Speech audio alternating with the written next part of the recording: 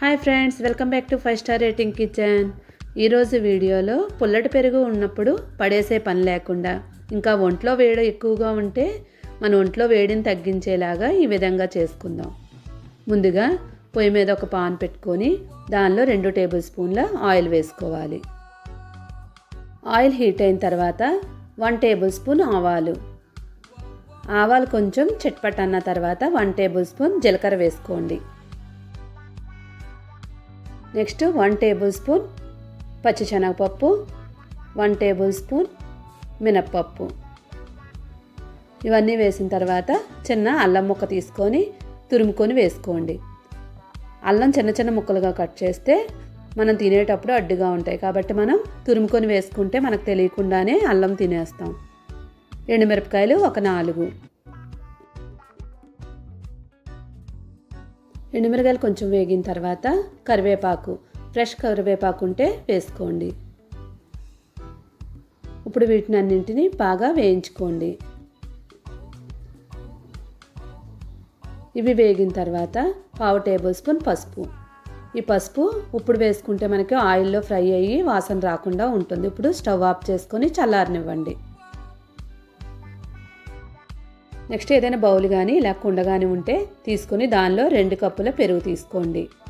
ఇక్కడ పుల్లటి పెరుగు తీసుకుంటున్నాము, లేదనుకునే వాళ్ళు మామూలు పెరుగు కూడా తీసుకోవచ్చు, కానీ ఇది పుల్లటి పెరుగుతోనే ఎక్కువ టేస్ట్ ఉంటుంది. ఇప్పుడు 2 కప్పుల పెరుగు తీసుకున్నాం కదా, 1/2 కప్పు వాటర్ యాడ్ చేసుకోండి.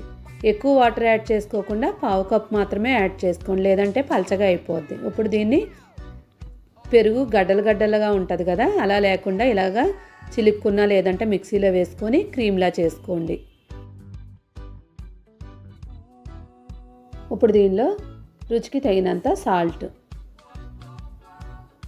2 ఉల్లిపాయలు తీసుకొని చిన్న ముక్కలుగా కట్ చేసుకొని వేసుకోండి. పచ్చిమిరపకాయలు ఒక 4 చిన్న ముక్కలుగా కట్ చేసుకొని వేసుకోండి. నెక్స్ట్ మనం ముందుగా వేయించి ఉంచుకున్న పోపులు ఉన్నాయి కదా, వాటిని దీనిలో వేసేసుకోండి. పోపులు కంపల్సరీ చల్లారే ఉండాలి, లేదంటే పెరుగు ఇరిగిపోద్ది. ఇప్పుడు దీన్ని బాగా మిక్స్ చేసుకోండి.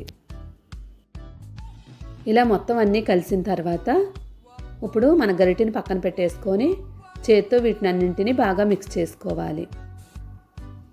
మనం చేత్తో మిక్స్ చేయడం వల్ల ఎండుమిరపకాయలు, పచ్చిమిరపకాయలు, ఉల్లిపాయల్లో ఉన్న ఫ్లేవర్ అంతా మన పెరుగులోకి దిగి టేస్ట్ మరింత బాగుంటుంది. ఇంట్లో కూరగాయలు లేనప్పుడు కూడా ఈజీగా ఇది తయారు చేసుకోవచ్చు. ఇది రైస్లో వేసుకొని తిన్నట్లయితే మనం ఆ రోజు మొత్తం అన్నం అంతా దీంతోనే తినేస్తాము. ఇప్పుడు కొత్తిమీర జల్లుకుంటే మన మజ్జిగ పులుసు రెడీ అయిపోయింది. చూశారు కదా, ఈ వీడియో కనుక మీకు నచ్చినట్లయితే తప్పకుండా లైక్ చేయండి, షేర్ చేయండి. ఇలాంటి మంచి వీడియోల కోసం ఛానల్ని సబ్స్క్రైబ్ చేసుకొని పక్కనే ఉన్న బెల్ ఐకాన్ని క్లిక్ చేయండి. Thank you.